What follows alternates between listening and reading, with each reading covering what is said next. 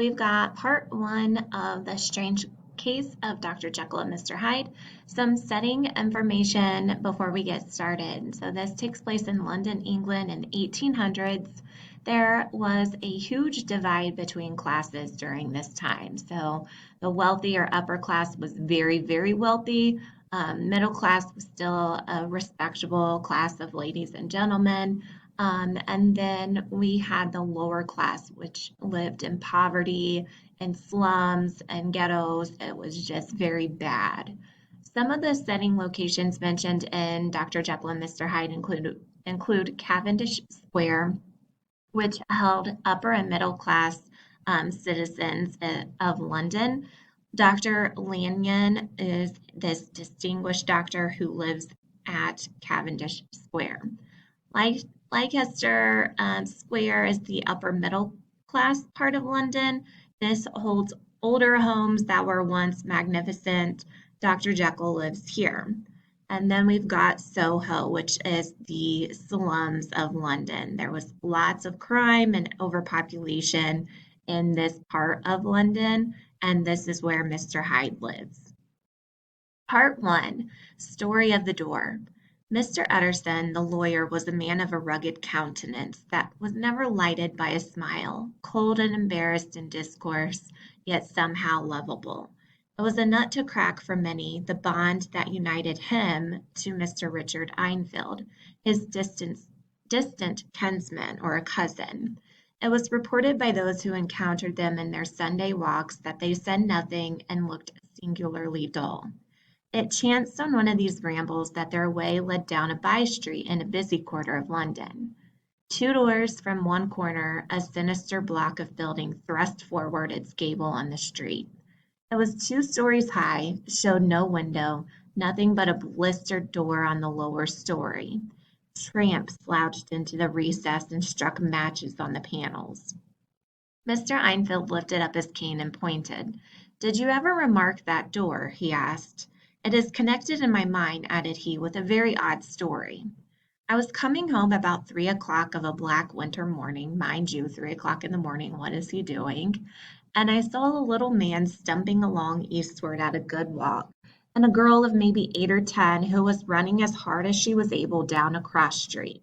Well, sir, the two ran into one another at the corner, and then came the horrible part of the thing, for the man trampled calmly over the child's body and left her screaming on the ground.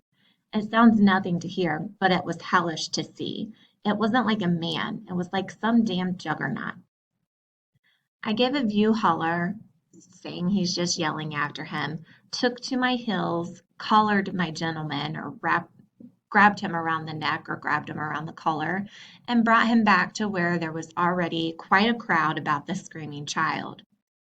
"If you choose to make capital out of this accident," said he, "I am naturally helpless. Name your figure." Well, we screwed him up to £100 for the child's family. The next thing was to get the money, and where do you think he carried us but to that place with the door, whipped out a key, went in, and presently came back with £10 in gold and a check for the balance on Coots. And that's just, balance on Coots is just the name of a bank during that time. His name was Hyde. He is not easy to describe. I never saw a man I so disliked, and yet I scarce know why. Let us make a bargain never to refer to this again. "With all my heart," said the lawyer, Mr. Utterson. Search for Mr. Hyde. That evening Mr. Utterson took up a candle and went into his business room. There he opened his safe, took from the most private part of it a document endorsed on the envelope as Dr. Jekyll's will, and sat down with a clouded brow to study its contents. The will was holograph, meaning that the will was filled out by Dr. Jekyll himself, nobody else, for Mr. Utterson had refused to lend assistance in the making of it. It provided that, in case of the deceased, disappearance, or unexplained absence of Henry Jekyll, medical doctor, all his possessions were to pass into the hands of his friend and benefactor, Edward Hyde. "I thought it was madness," he said as he replaced the obnoxious paper in the safe, "and now I begin to fear it is disgrace." So Mr. Utterson is really confused about this connection that Dr. Jekyll has with Mr. Hyde, the one that trampled that poor girl in the street. With that, he blew out his candle, put on a great coat, and set forth in the direction of Cavendish Square, that citadel of medicine where his friend, the great Dr. Lanyon, had his house and received his crowding patients. The hearty, healthy, dapper, red-faced gentleman, at sight of Mr. Utterson, sprang up from his chair and welcomed him with both hands. "I suppose, Lanyon," said he, "you and I must be the two oldest friends that Henry Jekyll has."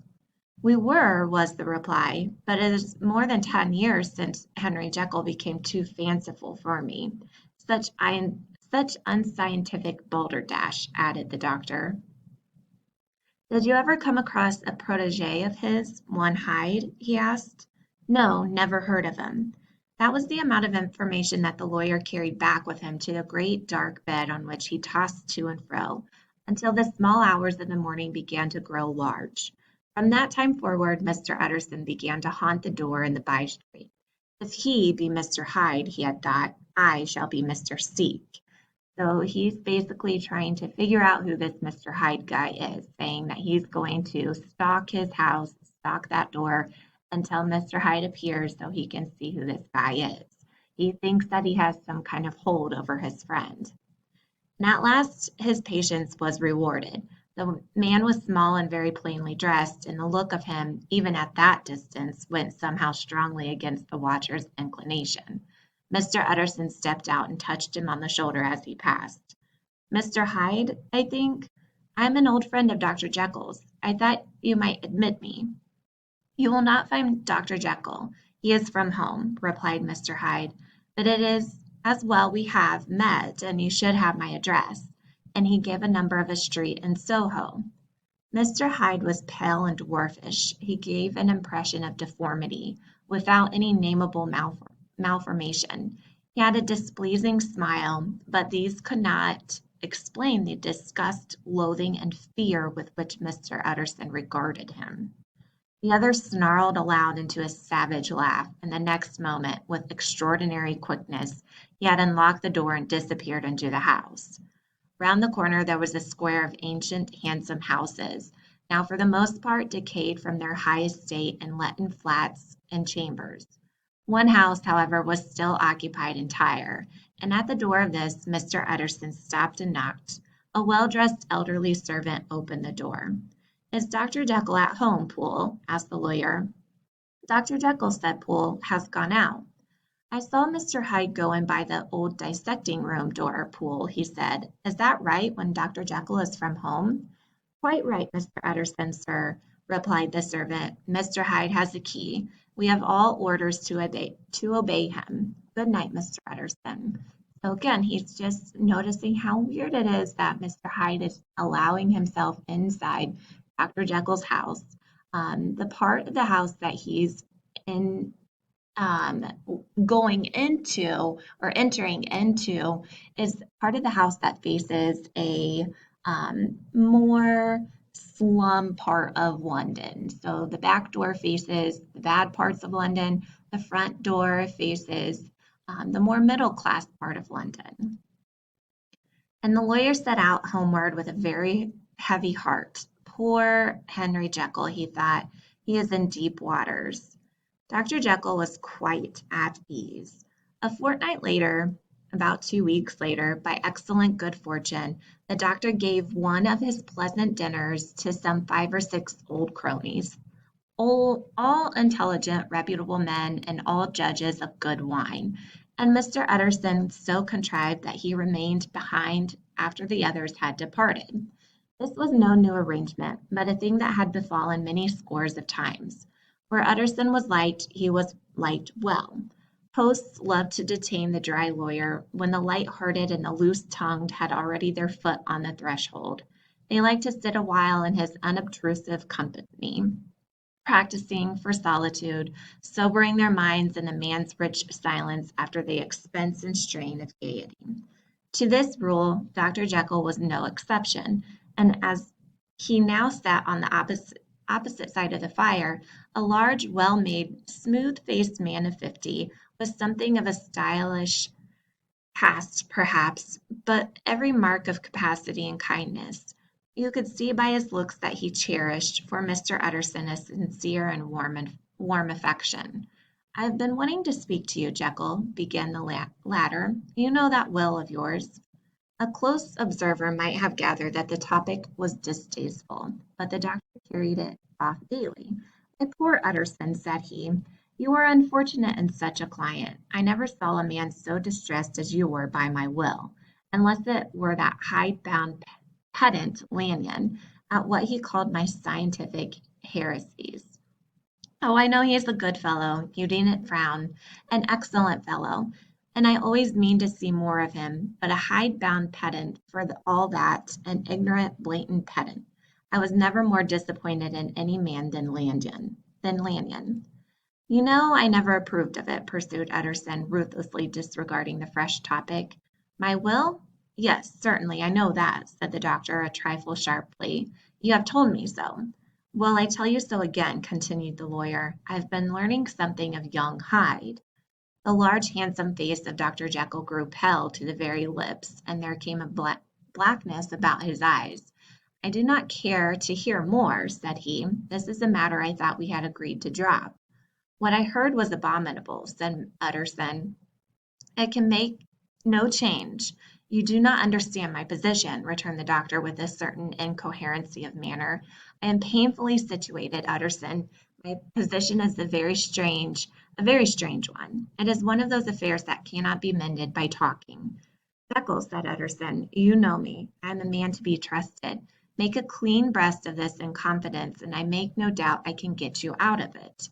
"My good Utterson," said the doctor, "this is very good of you. This is downright good of you, and I cannot find words to thank you in. I believe you fully. I would trust you before any man alive, before myself, if I could make the choice. But indeed isn't what you fancy. It is not so bad as that. And just to put your good heart at rest, I will tell you one thing. The moment I choose, I can be rid of Mr. Hyde.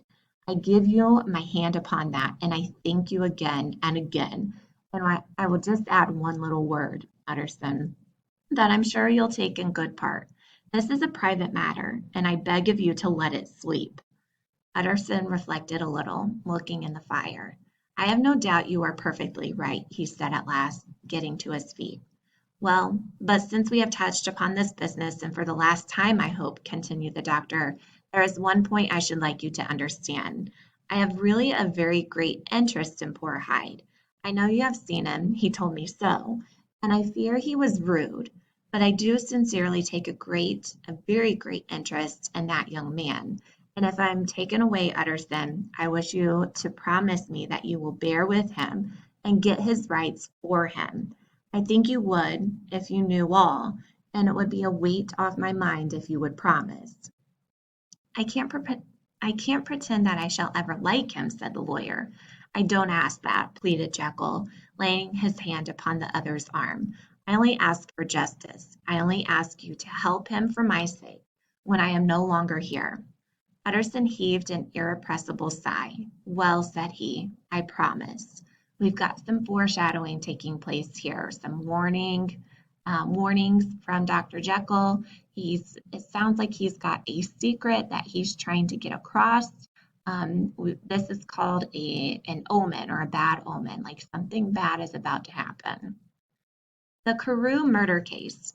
Nearly a year later, in the month of October, 1800 something, London was startled by a crime of singular ferocity. A maid servant became aware from her window of an aged and beautiful gentleman with white hair and a very small gentleman she was surprised to recognize as a certain Mr. Hyde, who had once visited her master, for whom she had conceived a dislike. This is the third person now that has just looked at Mr. Hyde and has felt dislike or negative feelings towards him. Next moment, with ape-like fury, Hyde was trampling his victim underfoot and hailing down a storm of blows, under which the bones were audibly shattered. She called the police.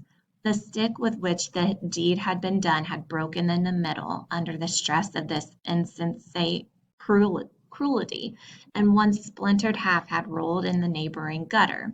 The other, without doubt, had been carried away by the murderer. A purse and a gold watch were found upon the victim, but no cards or papers, except a sealed and stamped envelope which bore the name and address of Mr. Utterson. Thus it was Mr. Utterson who had the sad task of identifying the body as that of his client, the Member of Parliament, Sir Danvers Carew. He quailed at the name of Hyde, and showed his police host to the dingy address in Soho, but Hyde was long gone and the servants tight-lipped. And that's the end of part 1.